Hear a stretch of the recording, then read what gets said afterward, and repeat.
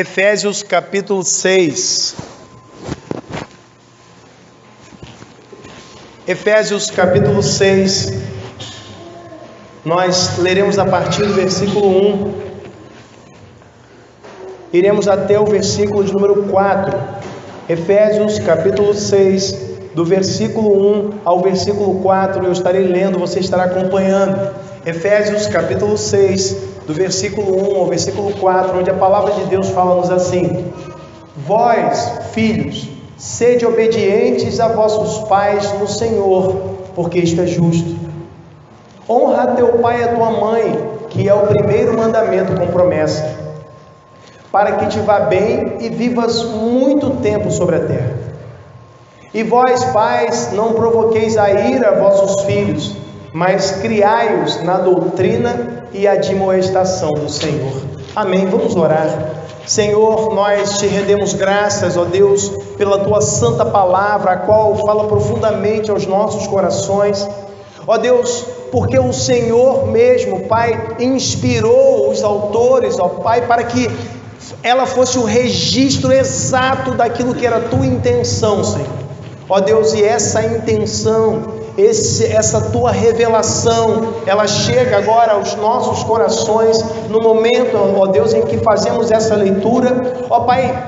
Porém entendemos, ó Deus, a necessidade da exposição e da aplicação da tua palavra. Por isso, ó Deus, eu rogo ao Senhor que tu nos dirijas, ó Pai, ao longo dessa reflexão, para que cada um, ó Deus, tanto o pregador como os ouvintes, cada um de nós, possamos, ó Pai, refletir, Senhor, nesses princípios eternos que o Senhor revelou, mas que não somente reflitamos, mas que venhamos a pô-los em prática para a glória do Senhor. Ó Deus, é o que eu te peço e te agradeço em nome de Jesus. Amém. Você pode se assentar.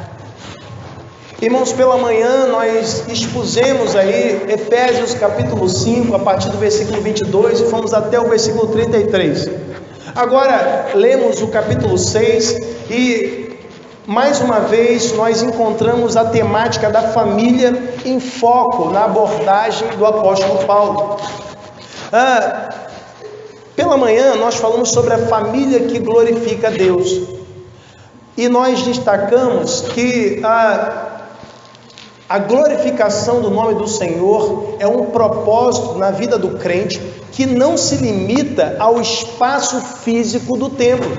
A glorificação do Senhor se estende aonde quer que nós estejamos, seja no trabalho, seja no colégio, seja na família. Inclusive a família é um elemento fundamental para o exercício dessa meta, desse propósito que é a glorificação do Senhor.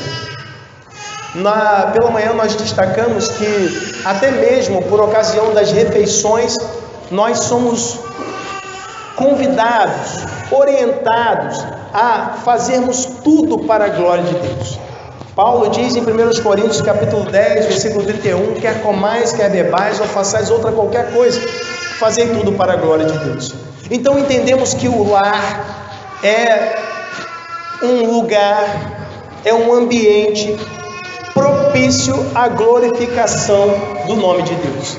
Irmãos, e normalmente, por ocasião do mês da família, a gente faz congressos e tal, e sempre há um questionamento por parte de alguns, principalmente da juventude, né? Assim, poxa, não tem uma programação para os filhos, né?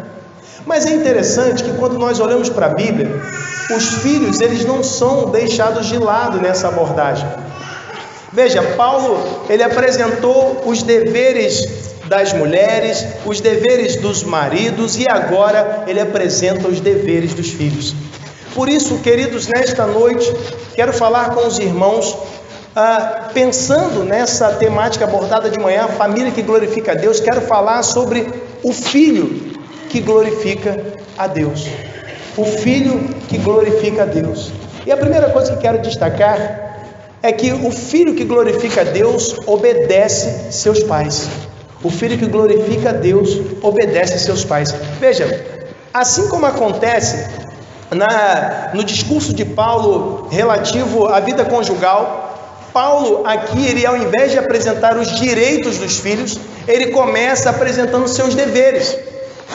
O mesmo aconteceu quando ele tratou das mulheres, dos maridos. Ele começa falando dos deveres, ele não aponta direitos. E destacamos pela manhã que vivemos num momento em que as pessoas estão muito mais interessadas em seus direitos do que em seus deveres. Falamos que há direito para todo mundo, tem direito do negro, tem direito do índio, direito do gay, direito da mulher, direito para todo mundo. Cada minoria tem o seu direito, mas nem sempre nós nos preocupamos com os deveres, mas a Bíblia Sagrada chama a nossa atenção para esses deveres. O filho que glorifica o Senhor, ele obedece a seus pais. Veja, Paulo, ele começa dizendo: vós, filhos, sede obedientes a vossos pais no Senhor, porque isso é justo. Irmãos, é claro que Paulo aqui, ele está tratando de filhos que mantêm uma relação de dependência ainda com os pais. Naturalmente ele não está falando de filhos já casados, até porque enquanto a mulher não está casada, ela deve submissão a seus pais. Mas a partir do momento em que ela casa, isso já foi dito no mesmo texto, no mesmo contexto, a partir do momento que ela casa, ela deve submissão ao seu marido. Mas até que ela case, continua devendo submissão a seus pais. Então, o namorado, o noivo, não pode exigir essa submissão antes de casar. E, na verdade, isso não deve ser exigido, até como a Bíblia diz, deve ser algo natural. Bom, mas é interessante, irmãos, que quando Paulo ele fala sobre os filhos, ele destaca, irmãos, que deve haver uma obediência. É óbvio que a gente destacou aí que embora que a mulher depois de casada deve submissão ao seu marido, mas não significa que ela vai desrespeitar seus pais, porque Paulo depois vai falar sobre o honrar. Mas a obediência, realmente, o pai não vai chegar na casa do filho dizendo assim: olha, agora você vai fazer assim, vai mudar isso aqui, tem que ser desse jeito, porque eu quero, tem que me obedecer. Não é assim, Mas Paulo destaca aqui duas motivações para essa obediência. Veja, ele diz assim: vós, filhos, sede obedientes a vossos pais no Senhor, porque isto é justo. A primeira motivação, irmãos, que nós vimos no texto é a relação com o Senhor. Veja, Paulo diz para os filhos serem obedientes no Senhor. Irmãos, é a nossa relação com Deus que vai nos levar naturalmente ao cumprimento desses deveres. Uma criança, um adolescente, um jovem que está numa relação íntima com Deus e não obedece a seus pais é algo até absurdo, Porque quem está nessa relação íntima, naturalmente vai obedecer aos seus pais. Algo natural, sem forçação, porque ele está nessa relação com o Senhor. Irmãos, há um texto paralelo. Quando a gente menciona texto paralelo, a gente se refere a um outro texto, no outro ponto da Escritura, que trata do mesmo assunto, da mesma temática. Nós já lemos esse texto paralelo nesta noite. E no texto paralelo, quando Paulo fala a respeito da obediência dos filhos, ele destaca que isso é agradável ao Senhor. Veja, então, nós que servimos a Deus, nós vamos estar sempre interessados e preocupados em agradar o nosso Deus.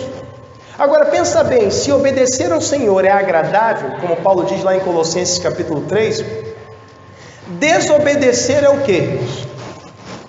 Desagradável. Desobedecer é desagradável ao Senhor. Obedecer é agradável, desobedecer é desagradável.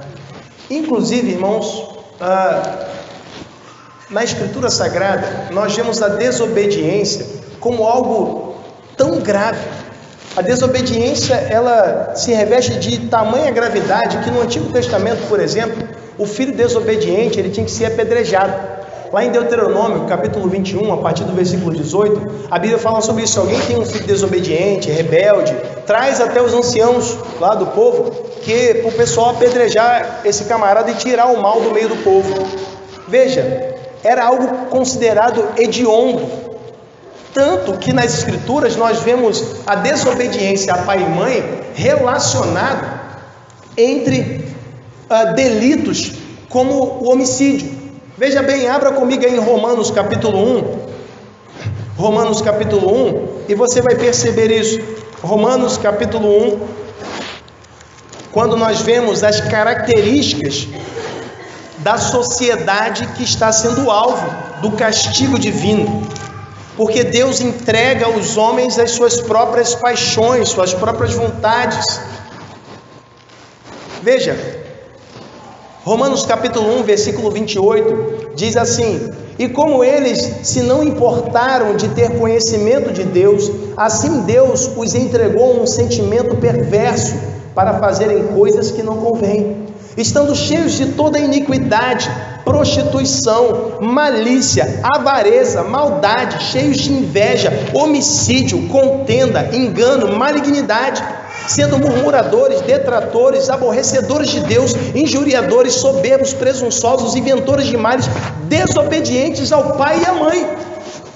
Veja essa relação, irmãos, coisas absurdas, e dentre essas coisas absurdas está a desobediência ao pai e à mãe, porque é absurdo, é hediondo aos olhos de Deus desobedecer pai e mãe. Interessante também, nós vemos em 2 Timóteo, capítulo de número 3, nós vemos da mesma forma isso sendo destacado como algo que caracteriza o fim dos tempos, de tão hediondo que isso é, e relacionado ao lado de outros defeitos, outros pecados.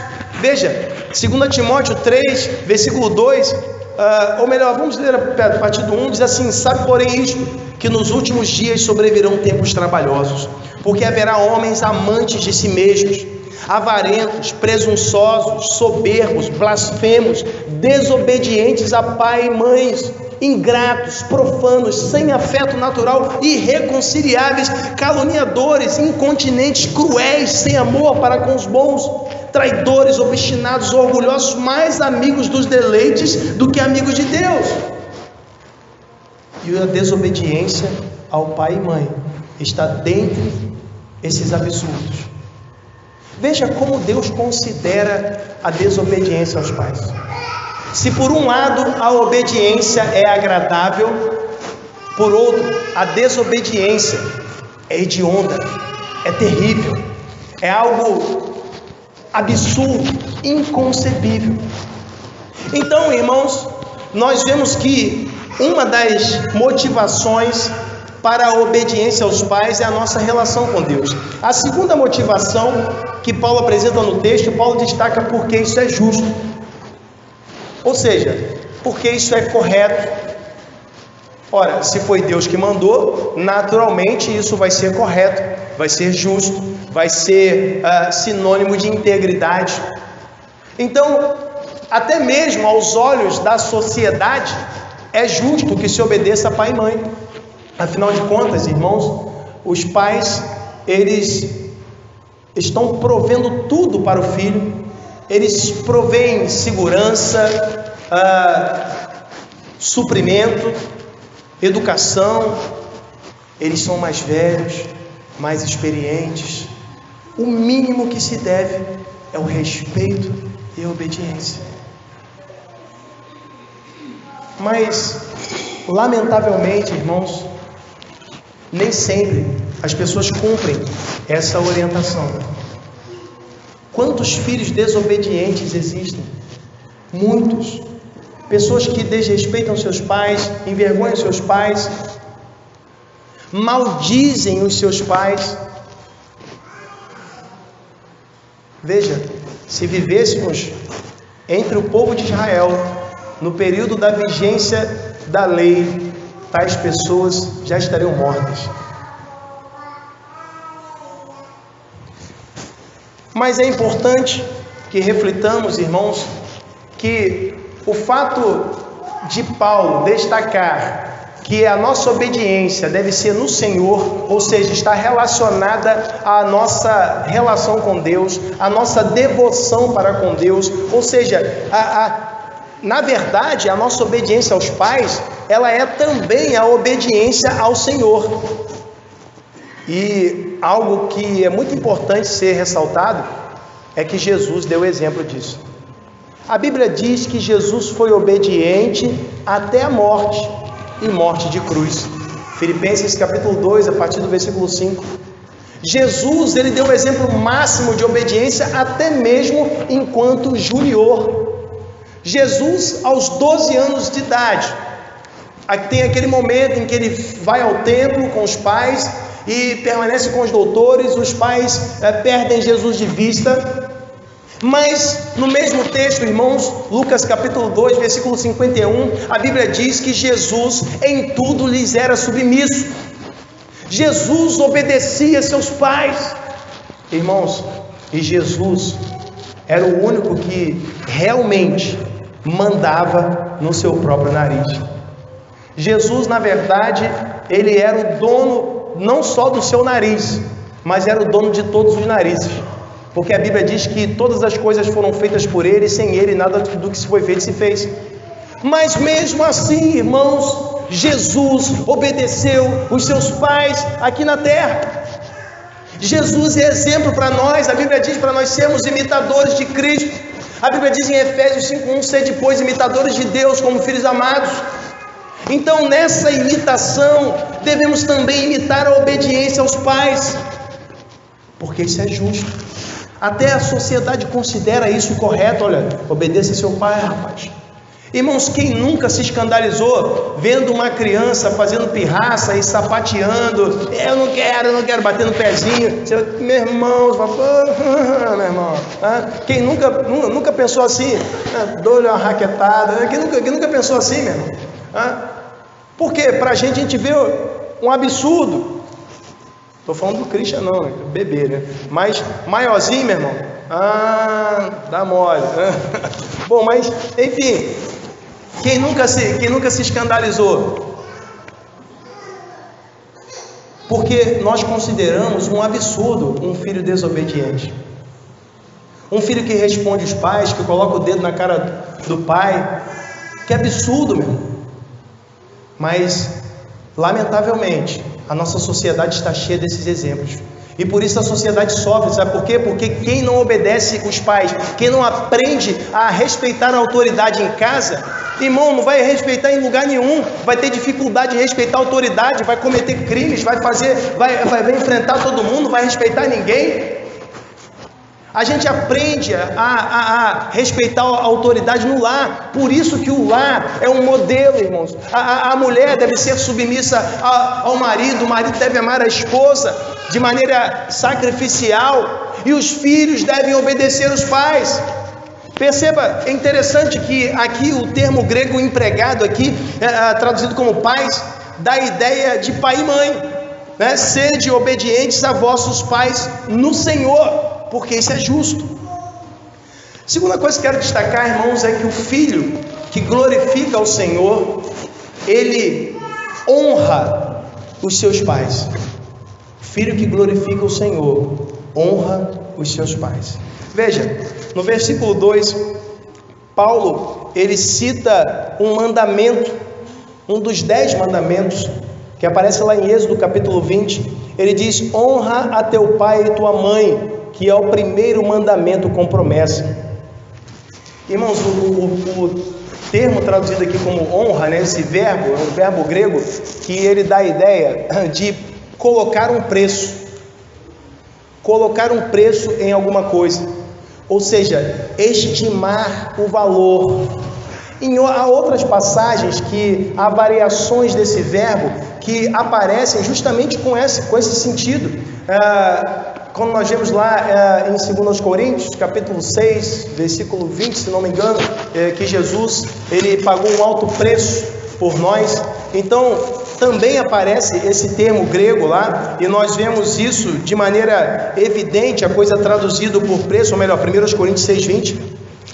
Então, a ideia, irmãos, do honrar é de valorizar os pais ao ponto de respeitá-los, de obedecê-los, de tratá-los com dignidade, de sustentá-los, porque eles são tão valiosos. O preço que nós pusemos nele, ou seja, nós os consideramos tão valiosos para nós, que nós vamos até mesmo cuidar deles na sua velhice, na sua enfermidade. Vamos sustentá-los. O honrar pai e mãe inclui tudo isso. Inclui esse cuidado com os pais. Então, quando nós rompemos o vínculo, a Bíblia diz: deixará o homem seu pai e sua mãe. Paulo cita isso no capítulo 5 de Efésios, aqui no versículo 31. Deixará o homem seu pai e sua mãe. O vínculo foi enfraquecido. Agora o homem, ele já não deve mais aquela obediência aos pais, mas ele jamais deixa de ter de honrar os seus pais. Honrar é um mandamento perpétuo, perene. Temos que honrar, ainda que sejamos casados, temos que honrar nossos pais. E aí a gente pensa, né? Essa honra, essa dignidade que devemos atribuir a nossos pais. Pensando naqueles que não são casados, nós imaginamos que o filho, ele deve ter uma consideração tal pelo pai, que ele deve compreender que as suas atitudes, elas não podem de maneira nenhuma envergonhar os seus pais,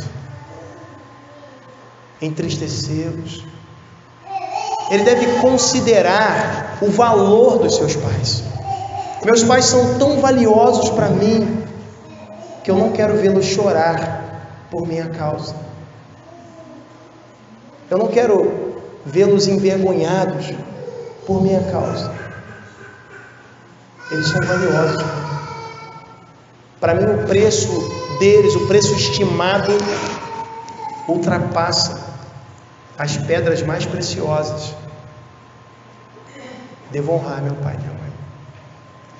Lamentavelmente, irmãos, esse honrar é algo que não é cumprido por muitos filhos. Muitas famílias se deparam com um momento em que a velhice é acompanhada da enfermidade e os pais necessitam de cuidados. Mas nesse momento, lamentavelmente, não são todos os filhos que estão dispostos a cuidar de seus pais. Paulo sabia disso e estava contemplando essa realidade na sua época. 1 Timóteo capítulo 5, Paulo estava organizando um programa de sustento para as viúvas. E no capítulo 5, ele diz, no versículo 3, honra as viúvas que verdadeiramente são viúvas. 1 Timóteo 5,3. Mas se alguma viúva tiver filhos ou netos, aprendam primeiro a exercer piedade para com a sua própria família e a recompensar seus pais, porque isto é bom e agradável diante de Deus. E no versículo 8 ele diz: mas se alguém não tem cuidado dos seus, e principalmente dos da sua família, negou a fé e é pior do que o infiel. Irmãos, muitas famílias, há irmãos, às vezes muitos irmãos, que não querem cuidar dos pais e sempre jogam nas costas ou de um dos irmãos, ou jogam nas costas de um dos parentes. Às vezes nem irmão, o filho joga: não quero saber. E as pessoas deixam de cumprir uma coisa que é mandamento do Senhor. Irmãos, ao lado de honrar pai e mãe está também: não matarás, não furtarás, não darás falso testemunho. Isso, irmãos, honrar pai e mãe é tão importante como cada um desses outros mandamentos. Tão importante quanto não matar, quanto não roubar, quanto não cobiçar a mulher do próximo, é honrar pai e mãe. Mas as pessoas às vezes dizem: olha, mas eu quero viver, dá muito trabalho cuidar dos pais. Só que o grande problema, irmãos, é que é o doador da vida que dá essa ordem. E essa ordem está atrelada a algo que tem a ver com a vida. Porque veja, ele diz no versículo 3: para que te vá bem e vivas muito tempo sobre a terra. Veja, a longevidade é algo que o Senhor, Ele promete aos filhos obedientes uma recompensa. É claro, irmãos, que a obediência não é o único elemento para a longevidade. Às vezes, quem serve a Cristo morre cedo. Acontece. Um exemplo disso, o próprio Estevão, ele foi apedrejado, morreu cedo. Os crentes, às vezes, na obediência ao Senhor, eles morrem mais cedo. Mas o Senhor compensa, o Senhor recompensa aqueles que são obedientes. Isso nós vimos não de maneira material, não leve isso em conta. Veja, o texto diz: para que te vá bem, para que você mantenha a comunhão com o Senhor. A maior recompensa para nós é a comunhão com Deus. Essa relação íntima com o Senhor, essa é a maior das recompensas, estarmos em harmonia com o nosso Deus. Mas, mesmo diante disso, irmãos, as pessoas não cumprem esse mandamento. E o pior de tudo, irmãos, e que nós devemos pensar também, é que nos versículos anteriores, versículo 31 do capítulo 5, Paulo, ele faz menção a Gênesis 2:24, dizendo que homem e mulher, marido e mulher, são uma só carne. Se somos uma só carne, irmãos, eu tenho o dever de honrar meu pai e minha mãe, minha esposa tem o dever de honrar o pai e a mãe dela, mas, irmãos, nós precisamos contribuir para que um e o outro cumpram esse dever. Somos uma só carne. Eu tenho que estar preocupado com o cumprimento do dever por parte da minha esposa. Eu tenho que favorecer o cumprimento desse dever. Então, por exemplo, se a tua sogra ficou enferma e ela teve que ir para a tua casa para ser cuidada, meu irmão, não arruma problema não. Deixa a tua esposa honrar pai e mãe. Ela vai estar cumprindo a Escritura. Honra teu pai e tua mãe. Então, não ponha obstáculo. Ao contrário, voluntariamente incentive. Não, traz sim, bota aí, qual o problema? E não fique reclamando porque os outros irmãos não estão ajudando, porque nem todo mundo vai cumprir isso aqui, meu irmão, mas nós respondemos por nós. Nem todo mundo vai cumprir, honra teu pai e tua mãe, e às vezes as pessoas deixam de honrar pai e mãe porque estão pensando em quem não está honrando. Meu irmão não está fazendo, eu vou fazer. E com isso, quem vai pagar o preço? Meus pais. Porque eu estou numa contenda com meu irmão. Meu irmão não quer fazer, se ele fizer eu faço. Aí ele vira assim, não, se ele fizer eu também faço. E ninguém faz. E daqui a pouco a mãe morre e o pessoal começa a reclamar. Começa a chorar e lamentar.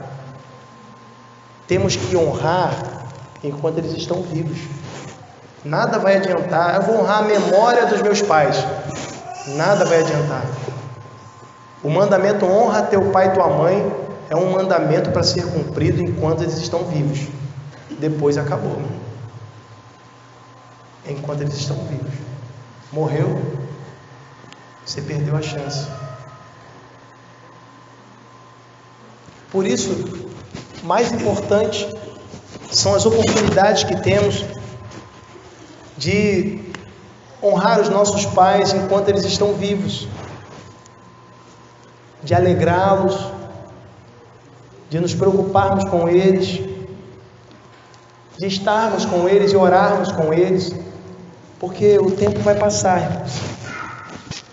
E tanto eles quanto nós um dia morreremos. E aí, muitos lamentam. Há uma questão aqui que intriga muitos em relação ao versículo 2, que diz que honra teu pai e tua mãe é o primeiro mandamento com promessa. Porque em Êxodo capítulo 20, tem uma promessa antes de honra teu pai e tua mãe, né? Lá no versículo que diz respeito ao segundo mandamento, de não se curvar diante de imagens e tal. Deus diz que vai abençoar em milhares de gerações aqueles que o servem e tal. Mas há algumas soluções para essa dificuldade. Há quem pense que é o primeiro mandamento, na referência de Paulo, o primeiro mandamento seria o primeiro da segunda tábua da lei. E há quem pense também que seria o primeiro mandamento, a referência de Paulo seria ao primeiro mandamento da relação entre homem e homem, porque a primeira parte dos 10 mandamentos diz respeito à relação do homem para com Deus, a segunda parte diz respeito à relação do homem para com o homem. São tentativas de solucionar esse dilema e razoáveis, né? Podemos seguir qualquer um desses caminhos. Mas a terceira coisa que quero destacar, irmãos, a respeito do filho que glorifica o Senhor, é que além de obedecer os seus pais, além de honrar os seus pais, o filho que glorifica a Deus, ele é alguém que foi criado segundo os preceitos do Senhor. É alguém que foi criado segundo os preceitos do Senhor. Porque... pastor, mas eu me converti depois. Tudo bem, mas nós estamos tratando aqui de todas as faixas etárias. E em especial, agora na abordagem de Paulo, ele vai falar sobre a educação que os pais devem dirigir aos filhos, a educação cristã. Então, partindo desse contexto e dessa perspectiva, nós entendemos que aquele que foi criado na disciplina e na admoestação do Senhor, ele deve ser alguém que glorifica o Senhor. Veja, Paulo, ele diz: e vós pais, não provoqueis a ira a vossos filhos, mas criai-os na doutrina e admoestação do Senhor. Irmãos, algo sobre o qual a gente precisa refletir é a responsabilidade que é atribuída nesse versículo. Nós falamos para os irmãos que lá no início, o termo grego traduzido como pais, no versículo 1, ele é um termo grego mais abrangente. Ele inclui pai e mãe. Já no versículo 2, nós vemos uma distinção entre pai e mãe. O termo grego aqui traduzido como pai, no versículo 2, é o termo grego pater, termo masculino. É bem verdade que há um texto em Hebreus 11, 23, em que esse termo é usado para pai e mãe. Mas, pelo contexto, uma vez que pai e mãe aqui são colocados lado a lado, e o termo grego é empregado, o mesmo termo grego aparece no versículo 4, e vós, pater. Então nós concluímos que Paulo está se dirigindo aos homens, aos pais mesmo, aos maridos. Porque, irmãos, como falamos pela manhã, a responsabilidade da obediência dos filhos está sobre os ombros do pai, porque o marido, ele é a cabeça, ele está na liderança da família. Então, veja, nós citamos pela manhã 1 Timóteo capítulo 3, versículo 4, quando Paulo elenca ali os requisitos para aquele que almeja o episcopado, os requisitos para o ministério pastoral. Paulo coloca que governe bem a sua casa, trazendo seus filhos em sujeição, com toda modéstia. Mas em Tito, capítulo 1, versículo 6, Paulo diz que aquele que almeja o episcopado, esse não deve ter filhos desobedientes ou insubordinados. Isso mostra que a insubordinação e a desobediência seria resultado do mau governo do homem, o mau governo do marido.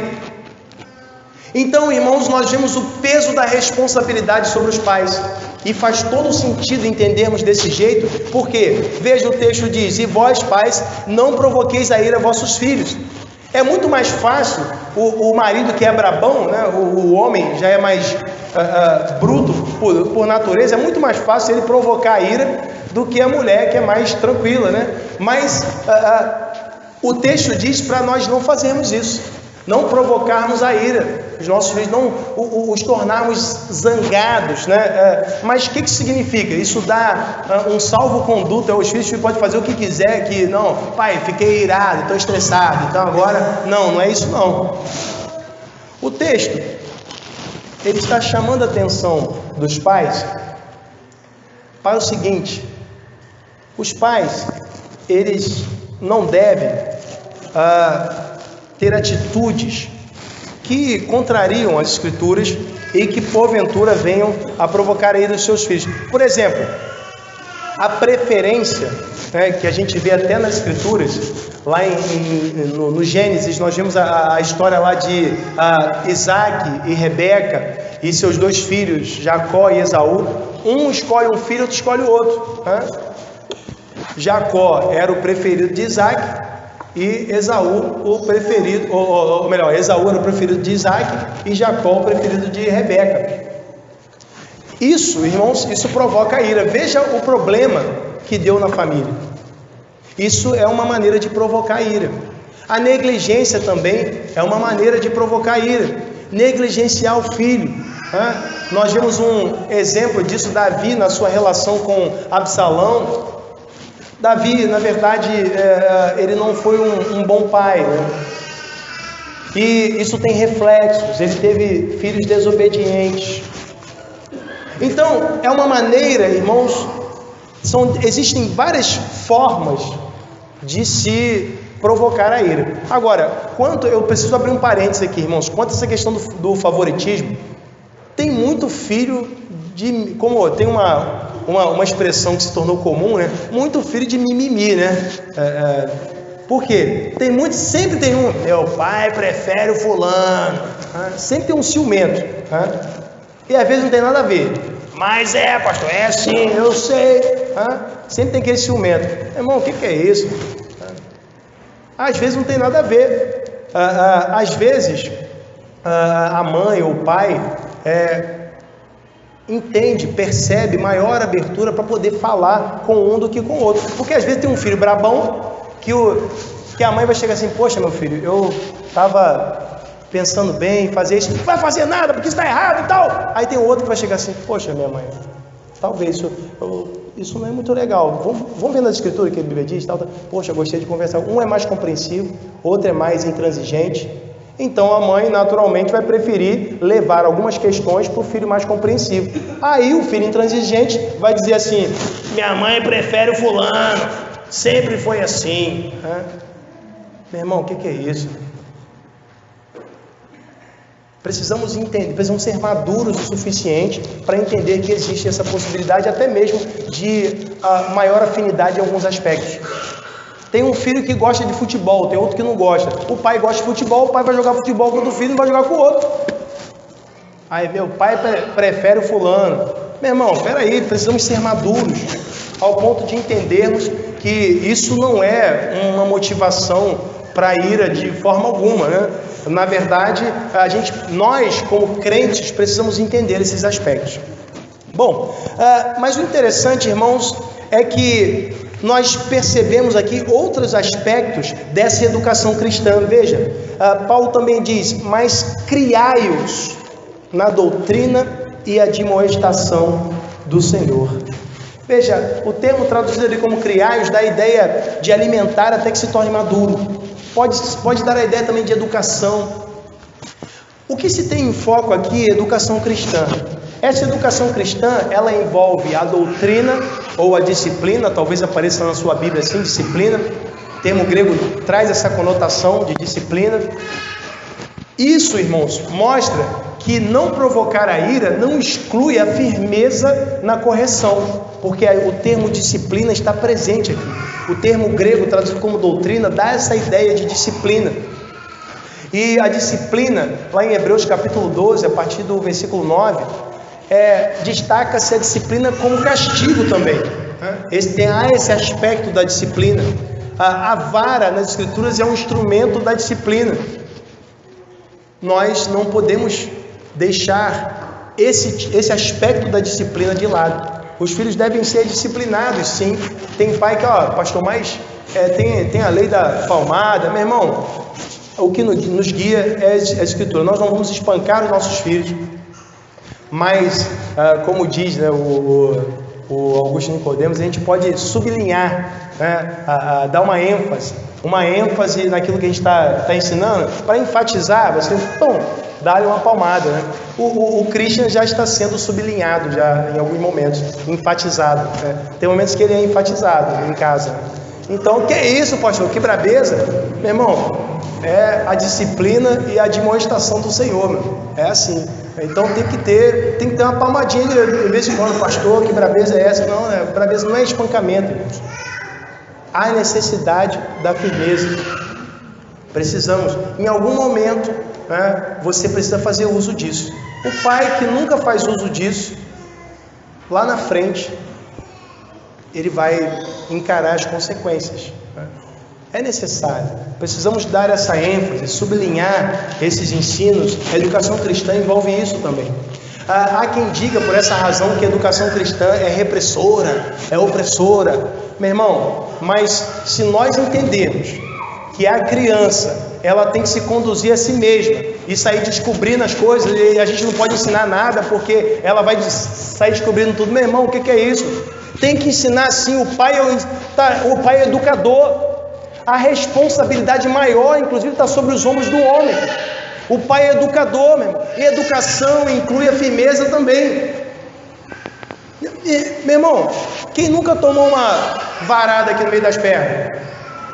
Poxa, uma chinelada bem dada. Quem nunca tomou? Poxa, alguém morreu? E nós, inclusive, somos agora cidadãos melhores, porque se a gente não tomasse aquela varada... Eu lembro, teve uma vez, eu briguei com meu irmão. Aí quando meu pai chegou, a gente tinha brigado, eu e meu irmão, eu disse, caramba, só brigamos 2 vezes. Meu pai chegou, aí também foi muita brabeza, mas não morri, né? Falou, bota a mão aí. Falou assim, só 10. E deu chinelada na mão. Meu irmão, nós aprendemos, ele falou assim, irmão tem que ser amigo. E nós aprendemos essa lição. Eu aprendi essa lição tomando chinelada na mão. Meu pai sublinhou, irmão tem que ser amigo. Pá! Caramba, realmente, não, eu concordo. Mas peraí, deixa eu dar uma enfatizada. E fui sublinhando, e essa mensagem ficou na minha mente. Caramba, que didática. Ficou na minha mente. Então, às vezes, irmãos, há algumas mensagens que não ficaram gravadas, porque talvez tenha faltado aí uma ênfase, né? Bom, mas enfim, claro, guardado suas proporções, nós estamos falando de espancamento. Ninguém morreu porque tomou uma palmadinha. Então a gente precisa entender esse contexto também. E o texto também fala sobre a admoestação. A admoestação é a educação através da palavra falada. Nós precisamos falar também, orientar os nossos filhos. Precisamos dar a direção a eles, porque veja, o texto diz que a admoestação é do Senhor. A admoestação do Senhor. Nada que fizermos, ou melhor, tudo que fizermos deve estar atrelado àquilo que a Escritura nos ensina. Nós não vamos ensinar os nossos filhos com base no senso comum. Não vamos ensinar os nossos filhos com base em Paulo Freire ou Piaget. Nós vamos ensinar os nossos filhos com base nas Escrituras. Porque a Bíblia é a nossa única regra de fé e prática. Então, é a admoestação do Senhor, é a disciplina. Porque, irmãos, inclusive a palavra disciplina, que aparece aqui também, na nossa versão como doutrina, ela aparece em 2 Timóteo 3,16, como algo que conduz o indivíduo à justiça, né? Porque a palavra de Deus é divinamente inspirada para instruir em justiça, para educar em justiça, e é a mesma palavra traduzida como disciplina aqui, que aparece lá. Então, irmãos, isso nós vemos que tudo isso que o versículo 4 diz, isso é da responsabilidade do pai. O pai é responsável por isso. Então a mãe não pode ensinar? Pode. Uma coisa, a gente precisa entender, irmãos, ter a responsabilidade não significa necessariamente executar o tempo todo. Responsabilidade significa que, se não aconteceu, quem responde sou eu. Responsabilidade significa que nós respondemos por aquilo. Essa é a questão. Então, por exemplo, vamos imaginar, nós convocamos um mutirão, tem o irmão da obra que está responsável pela parte técnica. Ele vai ter que fazer isso tudo sozinho? Não, a gente está lá junto, nós vamos executar, mas no final, se o negócio ficar feio, o pessoal vai botar na conta do irmão da obra, não é assim? No final de tudo, vamos botar na conta do pastor. Pastor, brincadeira, né? Mas porque a questão é responsabilidade. Então significa que a mãe, ela pode e deve também instruir, mas a responsabilidade pela instrução é do pai, né? E se o pai não assume essa responsabilidade, ele está transgredindo as Escrituras. Precisa assumir a responsabilidade de educar os filhos na doutrina e na admoestação do Senhor. Tem que conduzi-los, tem que suprir as necessidades, tem que estimulá-los no crescimento na palavra de Deus. Porque o pai, irmãos, quem é o pai? O pai é o filho que deixou pai e mãe, se uniu a uma mulher, se tornou uma só carne e gerou filhos. Então o pai, ele é um filho. E sendo filho, agora ele tem a responsabilidade de direcionar um outro indivíduo e contribuir para que ele seja um cidadão responsável da comunidade cristã. E assim nós contribuímos para a sociedade, porque a nossa sociedade, irmãos, ela precisa de cristãos, precisa de pessoas que cumpram regras, precisa de pessoas que se submetam à autoridade. Os cristãos são um bem para a sociedade. Os bons cristãos são um bem para a sociedade. Quem não se submete à autoridade, irmãos, causa mal, causa prejuízo à sociedade. Mas a fé cristã, ela é benéfica não só para a família, mas também para a igreja, também para a sociedade. Então assim a igreja, ela, através das suas boas obras, ela faz com que o mundo olhe e glorifique o nosso Pai que está nos céus, porque todos nós, irmãos, que recebemos Cristo como Salvador, nós também somos filhos de Deus, filhos dos nossos pais, humanamente falando. Então nós também temos que obedecer aos nossos pais, o nosso Pai Celestial, temos que honrar os nossos pais e honrar o nosso Pai Celestial, onde quer que estejamos. Nós temos que criar os nossos filhos nos preceitos do Senhor, e nós também temos que observar esses preceitos, porque também somos filhos do nosso Deus. Do contrário, seremos filhos que não glorificam o Senhor, e isso, sem dúvida, será desagradável aos olhos de Deus. Vamos orar, vamos dar graças a Deus. Senhor, te rendemos graças, ó Deus, pelo privilégio que tivemos de refletir, ó Pai, a respeito do ensino bíblico para os filhos, para a família de um modo geral. Obrigado, Pai, porque o Senhor destacou, ó Pai, nesta noite, ó Deus, a responsabilidade que pesa sobre os ombros daquele que é a cabeça.